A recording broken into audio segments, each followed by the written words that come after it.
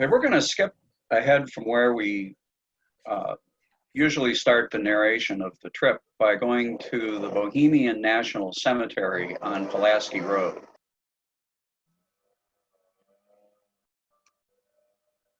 There's the gate. Beautiful gate that was built in the late 19th century. If you go to Chicago, you notice that there's a whole ring of cemeteries about 3 or 4 miles from the center of the city, and that's because that was out in the boondocks 100 years ago, or 100 and more than 100 years ago. And Bohemian National Cemetery is one of the more noteworthy ones. So we're going to continue on Pulaski Road. As you can see, there are cemeteries, all kinds of different cemeteries on both sides of the road. When I do this, I'm always afraid I'm going to have a head-on collision with one of these cars coming the other way, but don't actually have to worry about that. There's a Korean wholesale place. We're going to cross over Peterson Avenue. That's what this is, which ironically enough is US Route 14.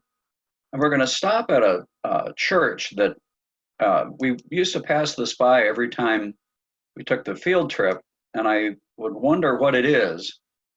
And finally, one year I looked it up to try to find out, what it is. And it's the Saint Edishu Church of the North, or Church of the East, rather, like the Wicked Witch of the West.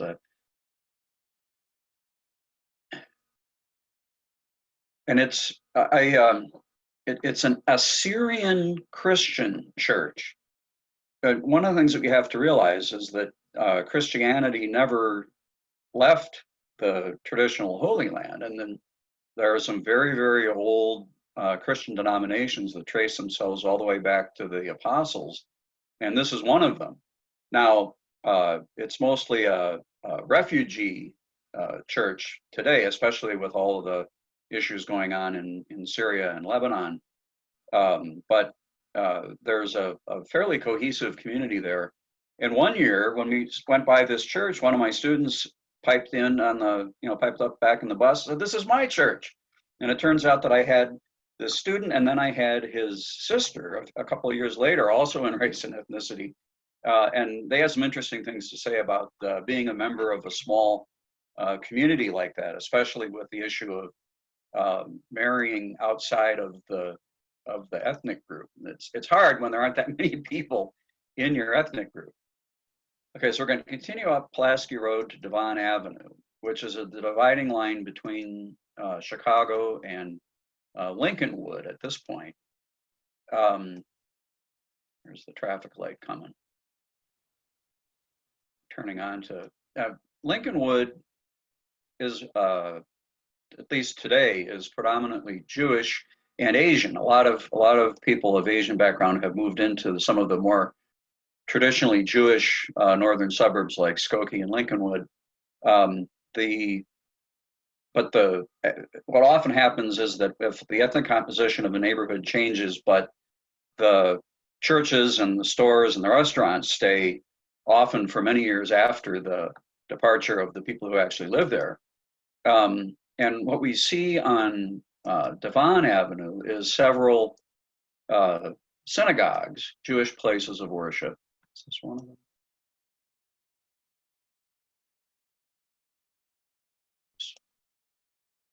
This is one of them. I can't quite see what the church is, but it is one of the.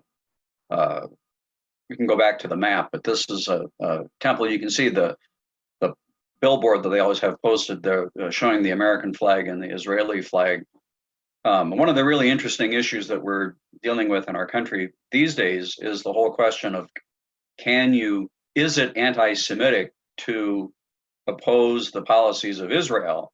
That argument, the argument that it isn't, is becoming more mainstream than it has been in the past, and it's a serious bone of contention.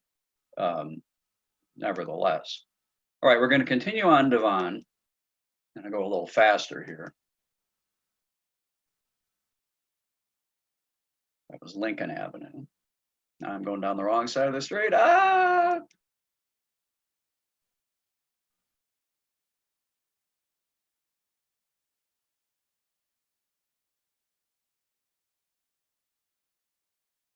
The area used to be very heavily Jewish. On the other side of the UPS truck, there's still, remember what I said before about how neighborhoods, even though the people who used to live there, the ethnic group that used to live there has moved, a lot of the stores and other kinds of infrastructure stay behind. So if you want to eat kosher, you can go to that store. And presumably you can see there's a menorah.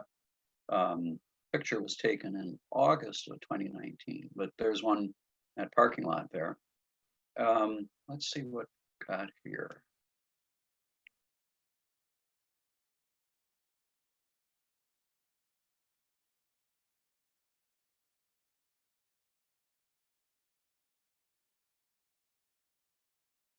This is an example of a store that, two stores that cater to the Middle Eastern folks, the Ishtar Market and Zabiha Market. They sell, many of those stores, the grocery stores sell halal meat, which is essentially the same thing as kosher, but it's the Muslim kosher. See, the Levinson's Bakery is still there from probably back in the day, old-fashioned Jewish bakery. Now we should be getting into more of the Indian businesses.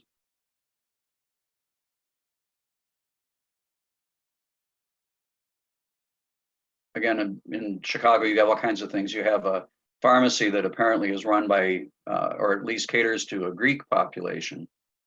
So you see the Greek alphabet.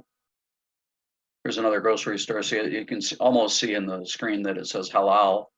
Baghdad Bakery. I bet they make really good pita bread. I did eat lunch already, so because this is going to make me hungry. Let's try here.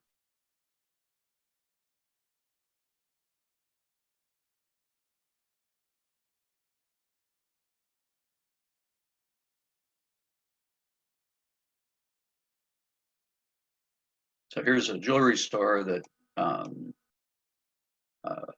aimed more at Indian folk, Vitha Jewelers. Is that Hindi, Sheila? The word Vitha? I have no clue. I've never heard of the word before. Okay, it's probably somebody's family name, you know. Yeah, but yeah. Fresh Farms International Market grocery store.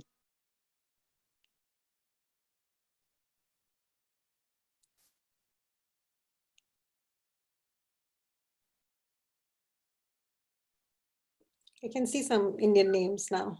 Yes. And I think we're getting close to, well, yes, I can see the little inset map in the back corner there. Okay. Make sure I stay on Devon and not go crashing down the alley again. We're almost to Patel Brothers, which is like for the students, one of the very first Indian grocery stores. And now they have, what, a dozen branches. I think they're all over the place now. And all over the US, actually. It's originated in Chicago. Okay. I did not know that. Trying to find a sari shop. Here's a barbecue place. Okay, here's an interesting phenomenon. Gandhi Electronics here. Where they sell, you can see the sign here just barely, 110 and 220 volt appliances. Now you can talk amongst yourselves and think about why would anybody want something that will run on 220 volt house current when all you have in the United States is 110. Well, make a long story short, it's to send back to, or to take back to India. Apparently Indian house current is 220. There's another halal peri peri chicken. So that's one of those wonderful ethnic blends that you see in the United States. Not having good luck with. There's a sari shop I can see there. Yeah, here we go. And a beauty parlor. One of the things that we notice on this trip is that people like to have their medical care and their haircut in their native language. You know, it's hard enough to get your maladies taken care of. Here we go. There's a sweets and snacks place, something very popular within the Indian community. The small plates and desserts and so forth. And Mark, it says Pak, so is it Pakistani sweets? Yes, Mhm. actually. So they like their sweets and snacks as well, obviously. So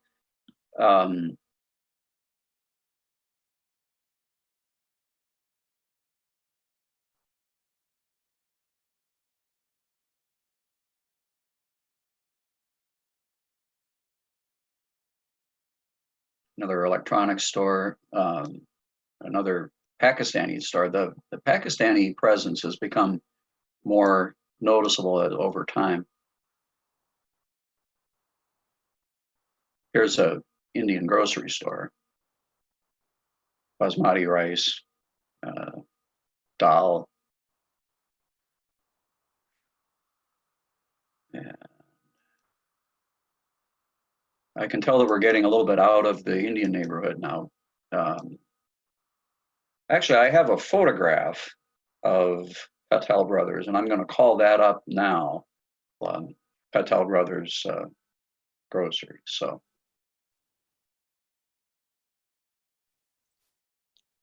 we're coming up to Ridge Avenue, and we would always stop to admire this church. It's a Croatian Christian church. And now we're going to head down Ridge Avenue, Peterson. The next neighborhood we're going to visit is Little Vietnam, which is on Broadway. I love this hotel, the Heart of Chicago Motel. It used to be one of those kinds of places that probably had rates by the night and by the hour, but the neighborhood has gentrified to the extent that it looks pretty respectable now. Okay, now here's Broadway, as you can aptly named, or Clark Street rather.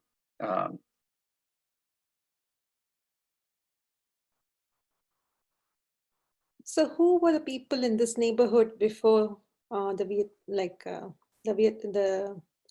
That's a good question. It was probably just generally Euro-American. Probably more Jewish than anything else because much of the North Side. But you know, even within my lifetime, there were areas like the Lincoln Square area, which isn't too far from here, that was German. You know, there was a whole bunch of German restaurants and people would stop at after a Cub game. So you probably had that. You had people from Sweden. The neighborhood right around Wrigley Field, even to this day, is known as Andersonville because everybody was there named Anderson.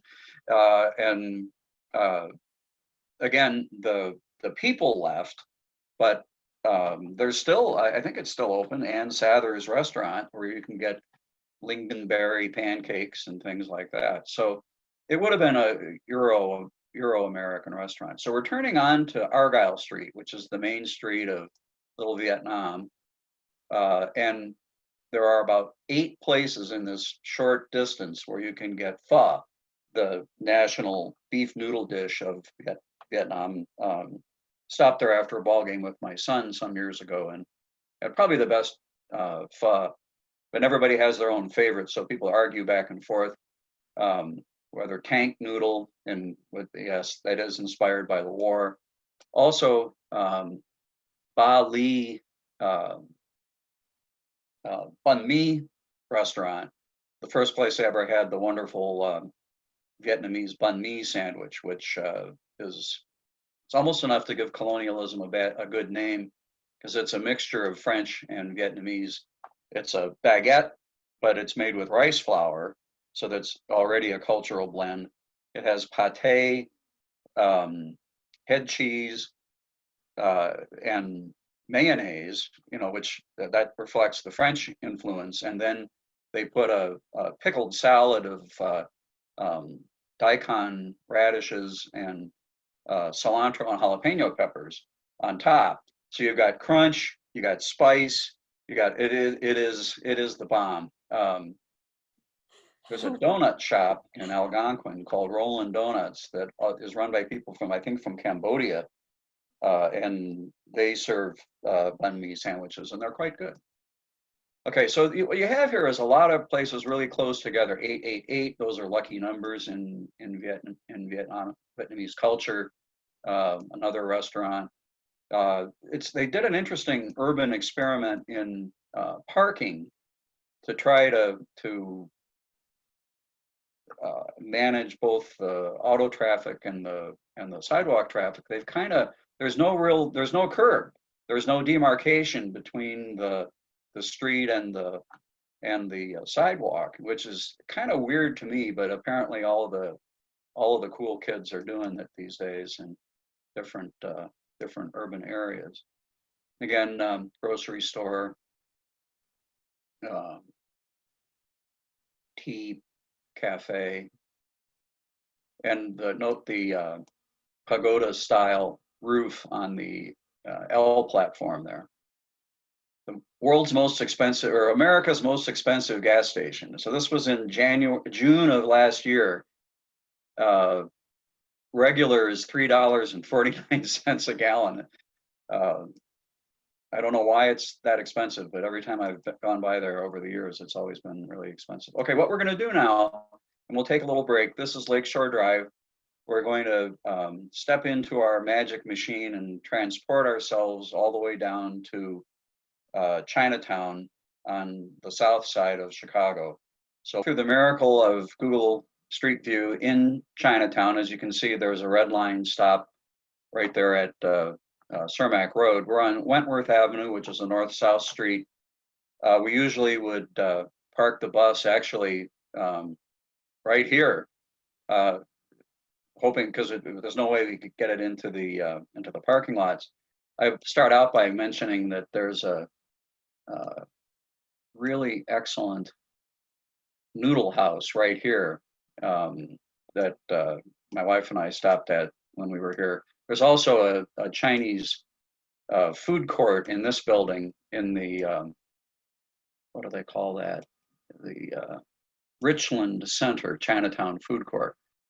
Now this little alley here takes us into Chinatown Square, which was developed, I think, in the 1980s. It was an area that was a railroad yard, I think, but a lot of capital came out of Hong Kong when in the 80s and 90s, as the date approached in 1999, that Hong Kong was going to be given back to China from by the United Kingdom, and that investment got translated into a building boom in this area. There's a lot of apartments, and Chinatown, by some contrast to Little Vietnam, is still very definitely a Chinese residential neighborhood.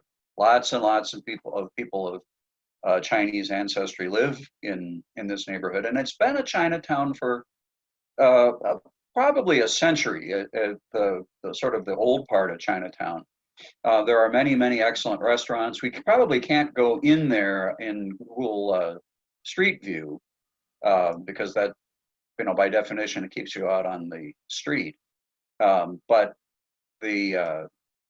that was usually our first stop. So what we're going to do next is go down to Archer Avenue, and I'm going to call attention to this beautiful building. It's the new public library branch, and it was always important in the field trip because it had a nice clean bathroom that we could use.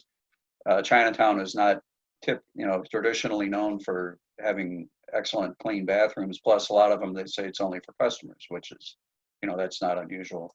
There's a grocery store right next to the public library called Park to Shop. And we usually walk through there and look at the whole chickens hanging by their necks in the meat department and all the Chinese vegetables and so forth. There's not a lot of atmosphere, but it's a very, very good Chinese grocery. And when my wife and I are in there to eat, we always try to get something at the grocery store. So we're going to go back over to Wentworth. This is an interesting project. I was surprised when I went down there. This image was captured in August of 2019. And my wife and I went to kind of scout out this route for a potential field trip in November of 2019, and they had finished this project. They completely reoriented the street and tore down what was at one time a restaurant that was right on the corner here. And it's a good thing because this was a very tricky intersection. Okay, so here's the entrance to old Chinatown. There's a gate, Chinese style gate, and this has been a Chinese neighborhood again for a very long time. The stores are closer together. This is the community center, the Pui Tak Center, which again has been there for a long time. Kind of a ethnic self-help type of place. Very interesting building. Many bakeries in this neighborhood. Also some good places to eat. Where is it? Yeah, right there. Triple Crown. That's was for a while. We found another one we like better, but for a long time that was our favorite restaurant for dim sum, the Chinese small plates dish. Is this the street? Church? No, we have to go one more.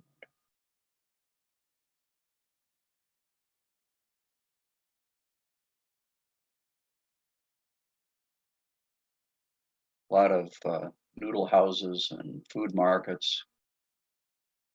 Yeah, I think this is the street with the church. Yes.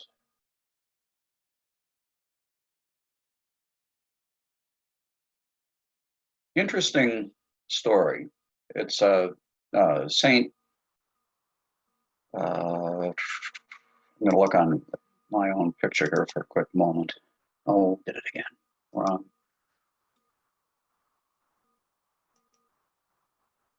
The Saint Therese. Teresa, that's it. Okay. Okay, good. Let me back to Google. Are we looking at the church in Google Earth? Google Saint Teresa. It was originally a Catholic or an Italian Catholic church. You can see we can't get a close look at the cornerstone, but it says Madonna Incoronata 1909. So our Hail Holy Queen enthroned above, basically. But as you can see, it's switched over to a predominantly Chinese Catholic church. And there's been a Christian missionary movement in China for a very long time. Many Christian missionaries lived out the World War II in China under the thumb of the Japanese, and some of them had some very unpleasant experiences. But they have masses in Cantonese, they have masses in Mandarin. For a while, there was a sign out that they had masses in Tagalog, which is the language of the Philippines.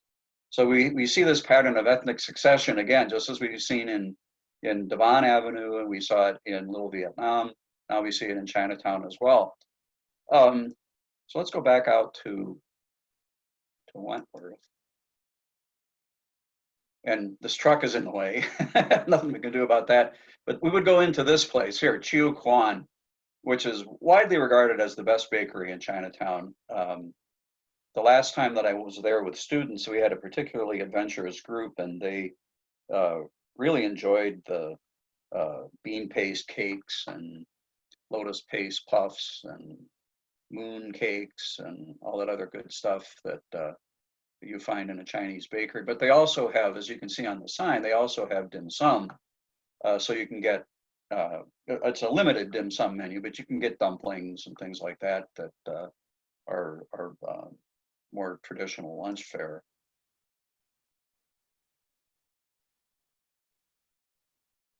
So that's maybe just kind of, we'll go a little slower. Chicago Food Market, those are fish tanks that you can go in there and get live fish.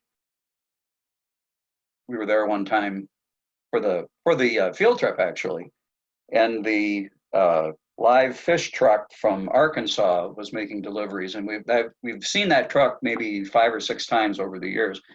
They seem to be making their delivery about the same time that we're in the neighborhood. And these trucks have a big tank on the back it's hydrated like a fish tank.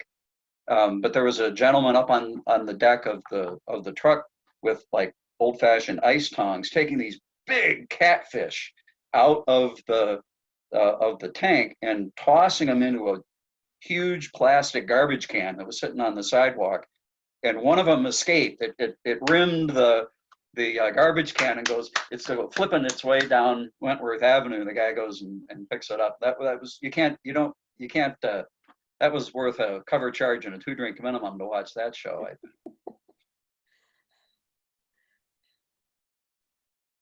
The tea house. If you like Chinese bubble tea, every place has it. They must make a lot of money off of those because everybody's got them. That's another bakery there. Restaurants specializing in seafood. Will they deliver to Crystal Lake? Alas, probably. Okay, so that's the end of Chinatown, and we're going to.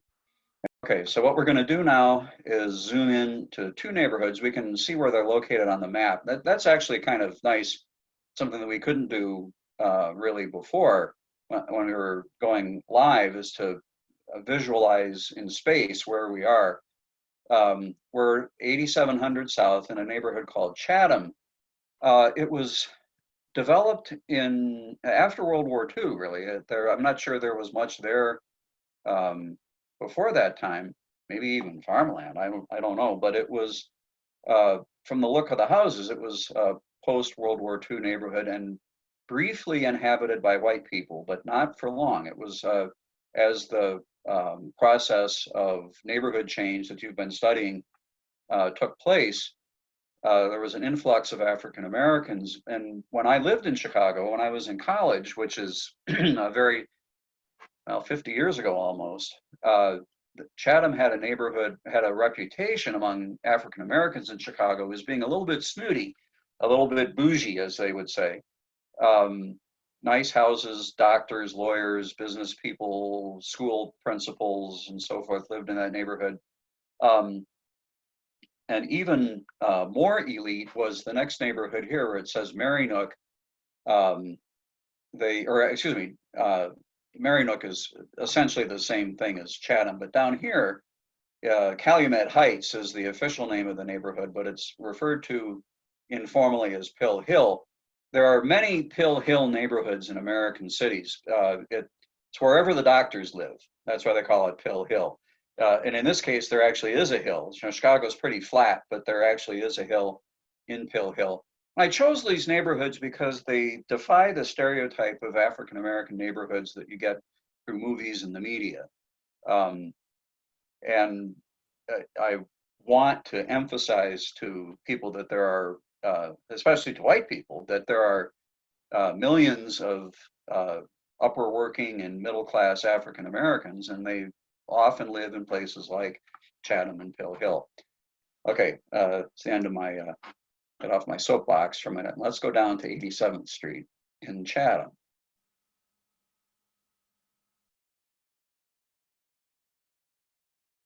One of the things that we notice in Chatham is there's more of the sort of the infrastructure of middle class life than you typically find in low income neighborhoods, whether they're Black or Latino. Banks, not just currency exchanges, but actual banks, chain grocery stores, full service grocery stores. If you learn about so-called food deserts, uh, this is not a food desert. There, and we'll see the grocery store in a minute. See, these are nice. These are these Chicago ranch houses that I just love that style. And in fact, I live in a house that looks like that. When we built our house here in Crystal Lake, I wanted one like this with the house sideways on a narrow lot with a detached garage in the back. I think that's a great architectural style. So there's a mixture of single family and multifamily homes. As you can see, they're kept up. You know, the bushes are trimmed. There are many block clubs in these neighborhoods where, unfortunately, and this is something that is an obstacle to upward mobility for African Americans across the country, is that this neighborhood of employed people and strivers is surrounded by neighborhoods where there are fewer people working or there's more crime, and there's a tendency for that to leak over into Chatham. And tragically, about almost 20 years ago now, there was an article in the Tribune, in the magazine, about a family that had 2 generations lived in Chatham. The younger generation, the guy was maybe in his 30s, was a Chicago police officer. They talked about his father and the experiences that they had. Well, not more than a few months later, that officer was murdered by a man not from the neighborhood who was stealing his motorcycle. And unfortunately, that's an example of the challenge that upwardly mobile middle-class African Americans often have to escape the old neighborhood, especially if they don't want to move to Algonquin, let's say. You know, substantial brick houses, well kept. We'll work our way down 87th Street. You still have, you know, everybody likes to eat their culture's favorite foods. And so there are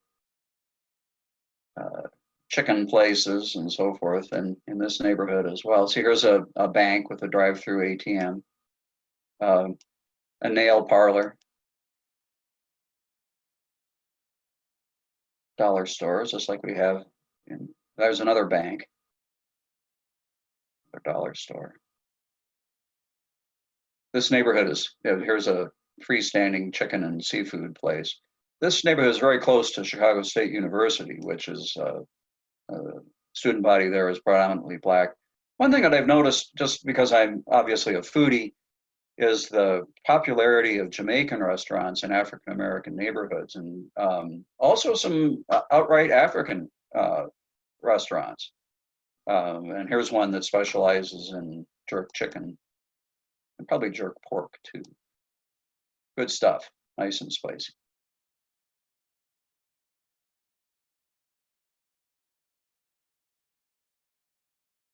Or chicken and fish. They also, it says they steam fish. You can actually bring your catch and they'll cook it for you, from what I recall. I mean, even places like Dunkin' Donuts and Baskin Robbins, you know, that we take those for granted in the suburbs, but not to be found in all urban neighborhoods. Again, just, you know, block after block after block of these nice houses that are kept well.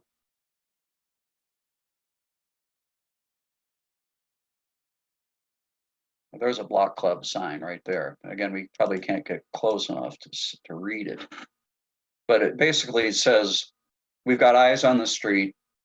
Don't sell drugs on the street. Don't have your dog poop on the parkway and not pick it up. Don't work on your car in the driveway. Just don't sit and drink on the street, and et cetera, et cetera. That this is a nice neighborhood. And we're trying to keep it that way. Informal social control, we call that in sociology. And of course, if you don't have that, Doesn't matter how effective your police are, they can't keep the lid on. Here at Popcorn Shop, that's, as you know, and again, all kind of a suburban style shopping center, strip mall, the Subway, and the Popcorn Shop. That stuff is good. Did I?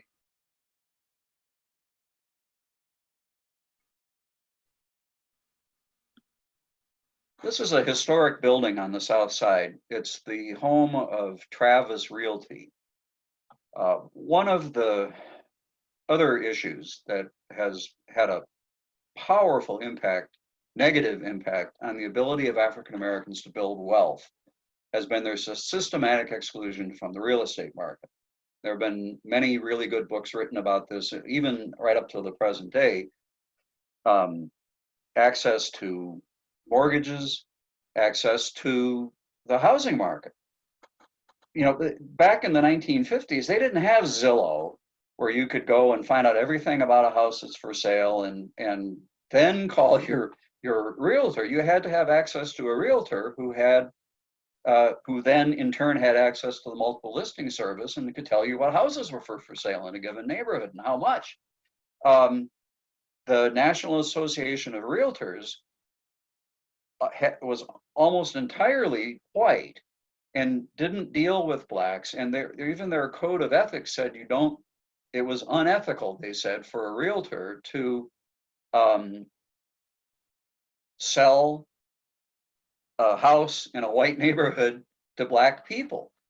So if you were African American and you wanted to buy a house, it was so much more difficult than it would have been for a white person of the same income or the same occupation to be able to do.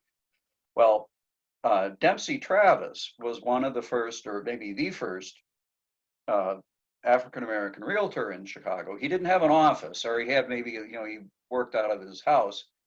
His office consisted of a clipboard and a 5-gallon bucket, and he would go and turn the bucket over and sit there and talk to his customers. He also tackled the problem of African Americans getting mortgage credit by setting up a finance company, Sevart Mortgage Company, which is Travis spelled backwards. There's the building. Dempsey Travis himself lived to be about 98 years old. He was a amateur historian and was quite an authority on jazz in Chicago. I'm not even sure that the business is still in business, but it was very important in Black Chicago, and he's a hero, really, of Chicago and a very important part of our history. And we're leaving on the wrong side of the street, leaving psychedelic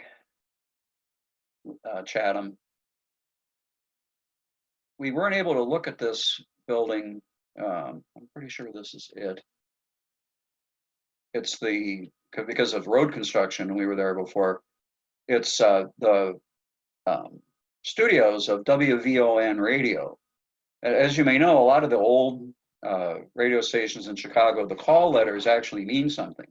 WCFL was owned by the Chicago Federation of Labor, CFL. WGN radio was owned by the Tribune, and the Tribune's been known as the world's greatest newspaper, WGN. Well, WVON, VON stood for the Voice of the Negro. And when I was a kid, before the rise of FM radio, there were only a few stations that young people would listen to for popular music, and it was uphill both ways in the snow, and you kids get off my lawn. But the white kids would listen to WLS or WCFL, and black kids mostly listened to WVON. And so did, there were programs that catered to older African Americans too. So there was jazz on WVON well into the 80s. And it was located in this neighborhood.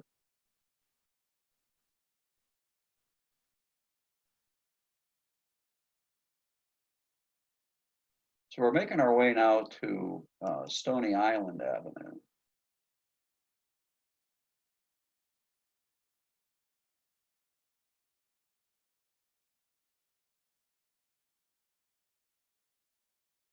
If you don't have banks in a neighborhood, the only place you can go if you need money is to a payday loan, and they charge exorbitant interest rates. And they tend to suck the life out of low-income neighborhoods. Suburban style strip malls with a Chinese restaurant and an H&R Block. You know, those kinds of, again, the infrastructure of middle-class life is found in a neighborhood like this. A mattress firm, you know. Well, here's Pete's grocery store. Let's go up a little bit farther. And as you can see, they bill it as a produce store. Let's see what's on sale. Grapes, greens, you know, I mean, it caters to the African-American clientele. Ooh, we can go into the parking lot. Catfish. But fresh groceries, you know, something again that we take for granted in suburbia, but not to be taken for granted. Rib tips, good stuff. Okay, we're going to go on to Stony Island now, turn south, and a pharmacy. Okay, there's a pharmacy on one side of the street. There's the pharmacy, and on the other side of the street, I know this is dizzying, is a bank. Again, things that the infrastructure of middle-class life. Stony Island is one of the great boulevards of Chicago. BJ's Market is a famous soul food place. I've had their, what do they call it? Oh, now I'm forgetting it's a fish dish that had a taste of Chicago. Mustard crusted catfish. Now we're moving into Pill Hill. Some of the houses, especially in the kind of the western edge, aren't that different from the houses in Chatham, although there is one really distinctive feature of this neighborhood, and apparently one must keep one's shrubbery carefully trimmed. And you know, I don't know if I'd be able to manage in this neighborhood, but you got to have your electric hedge trimmer, I think, to get by. Now the houses, this is a good example of the architecture. One, it's got a garage and a driveway, which is, you know, not much more of a suburban type of amenity. And the houses remind me, you know, a million years ago, I worked for ChemLawn spraying fertilizer on people's lawns. And one of the areas that I worked in quite a bit was Mount Prospect. And there were some neighborhoods in Mount Prospect that were built about the same time as, there's the bushes, aren't those awesome? In the 50s and 60s, very similar architecture to this neighborhood. And it is an overwhelmingly, I would probably say 99% African-American neighborhood. I gotta look at some of these shrubs.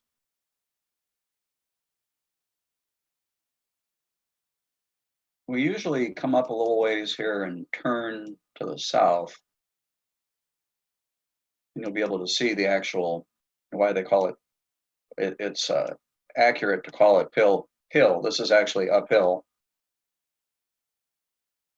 Look at that house. We're on South Creighton Avenue.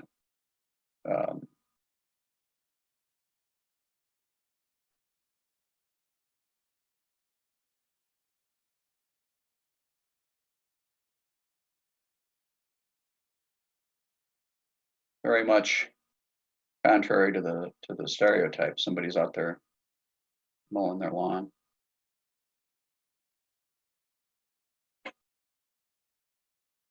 Well, there's the landscaper. Oh, that's perfect. I can't, sometimes it's better to be lucky than good. Where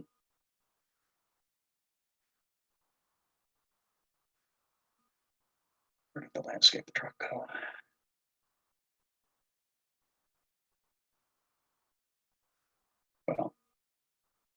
the only neighborhood that I've seen, one of the few neighborhoods where you would see a Mexican landscaping crew mowing a black family's lawn. That very sociologically significant stuff.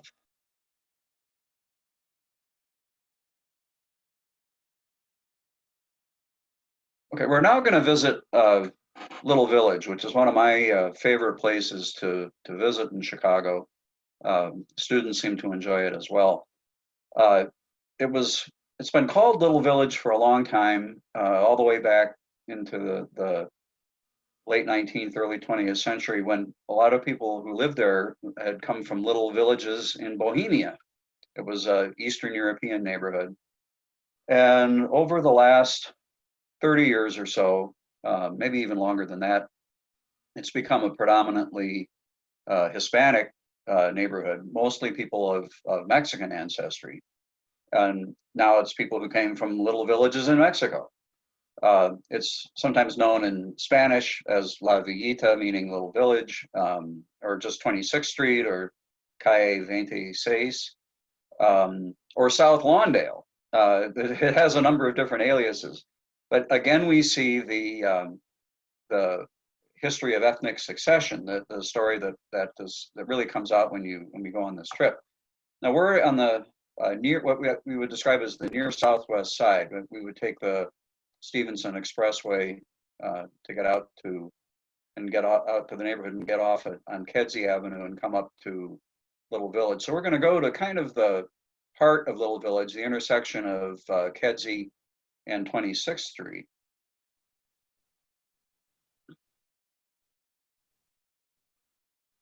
Whoops. Please zoom in. There we go.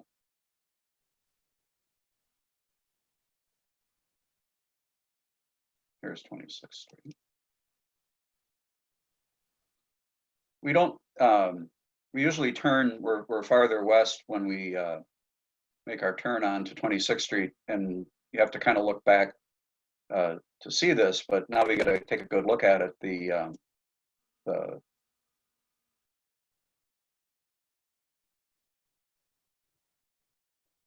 Bienvenidos Little Village arch. So you have an arch here, just like you have in Chinatown.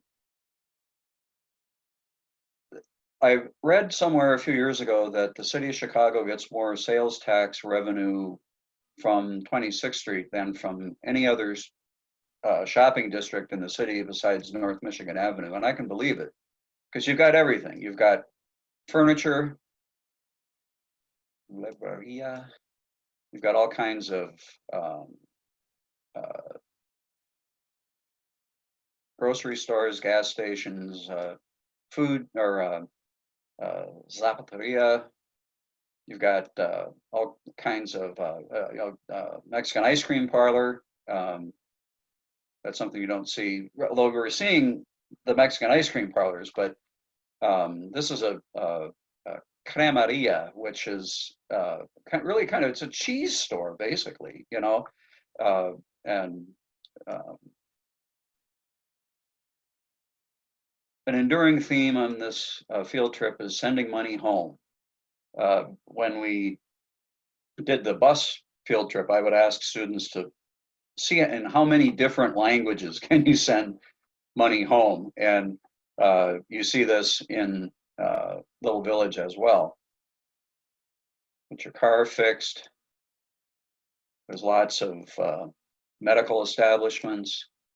People still go out for pizza and gyros and a hot dog, even in this neighborhood. Big grocery store, jewelry store.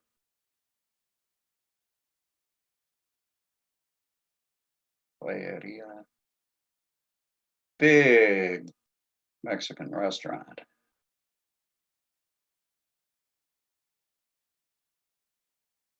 Apparently a big seafood specialty, Ricos Mariscos, rich, good tasting seafood.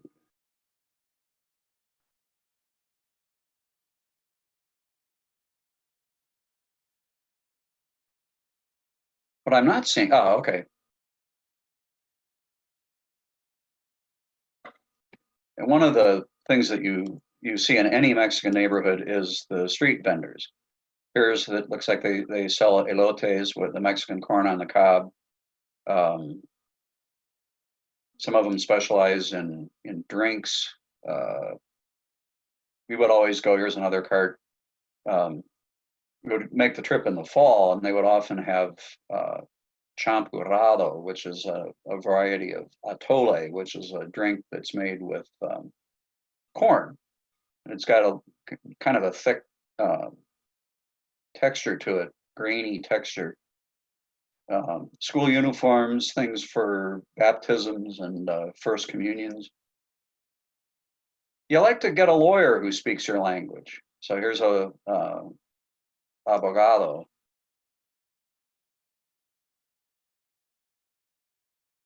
Oh, good. I was hoping to see a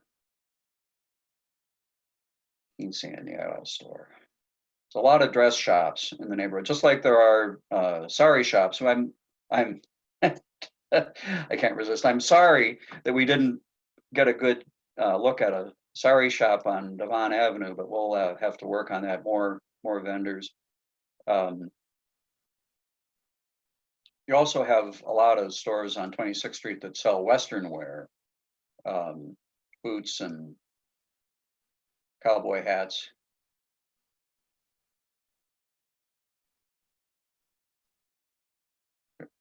Medical, everything, general medicine, obstetrics, gynecology, and fertility.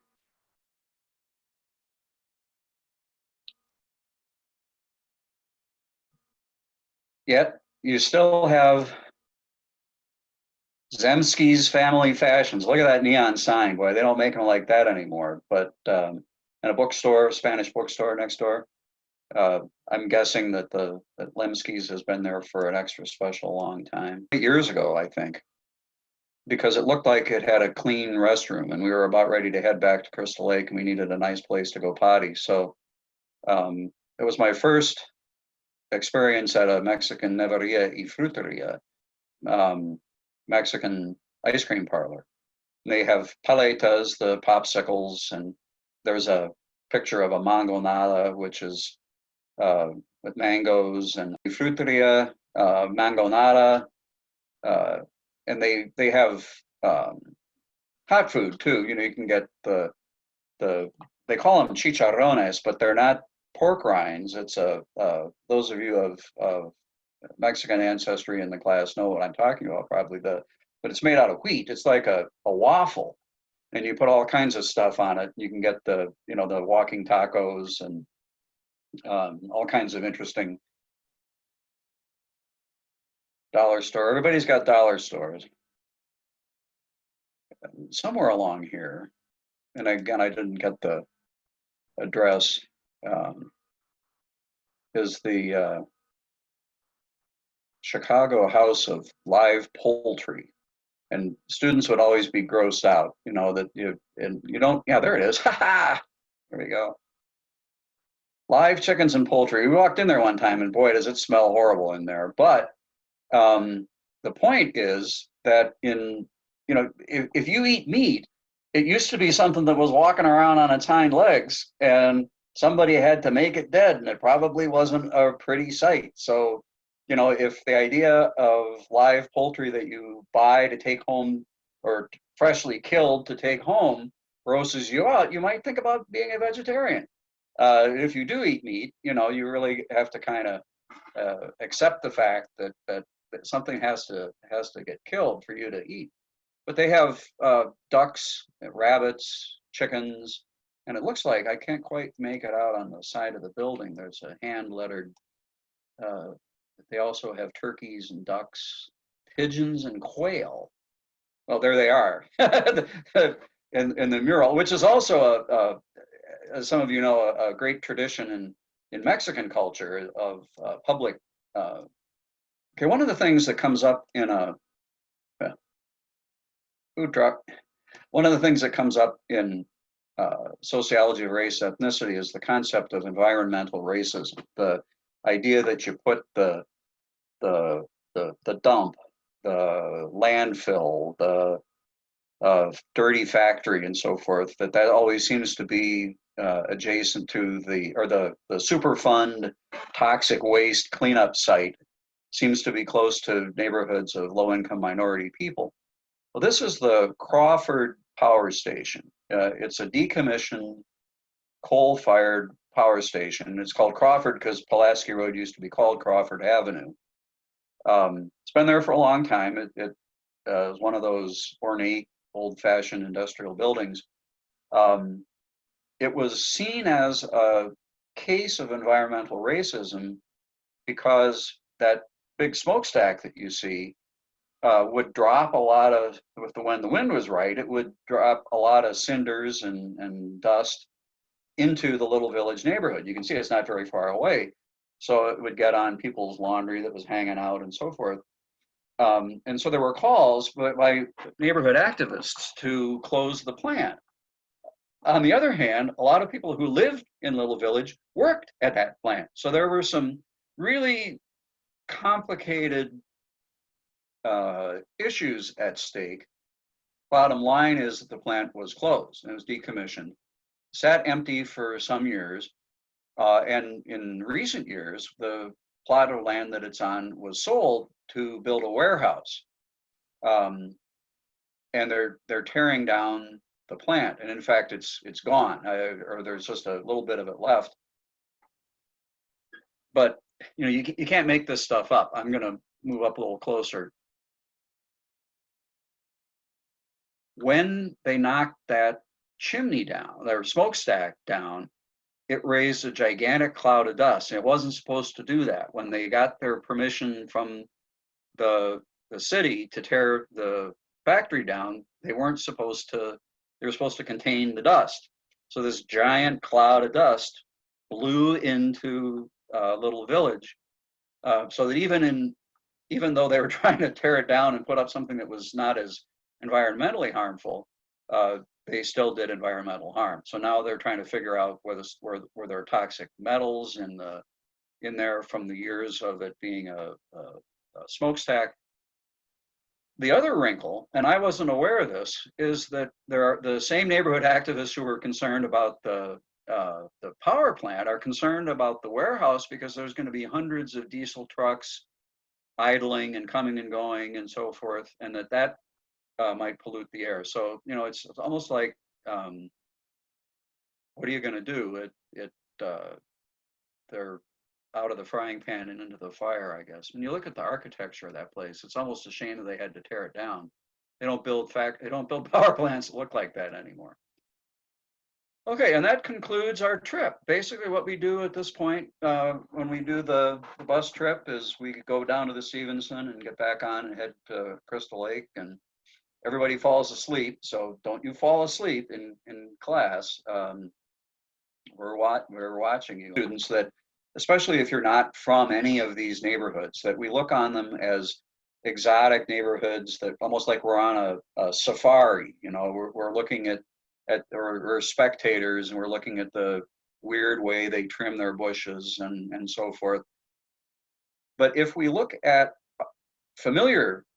what is familiar to most of us, territory out in McHenry County, if we look at it with fresh eyes, can we notice things that are just as distinctive, as quote unquote weird, as the things that we were looking at in the city? Here we are in Crystal Lake, coming up past Crystal Lake South High School. Let's drive through the neighborhood a little bit and just kind of take a look around. Not sure what we're going to find. On Dartmoor Drive. Okay, that was I didn't see any boats in people's driveways in Chicago, now that I think about it. That might be something that if you were, you know, new to town or a camper, boats and campers. There's another camper. Ha!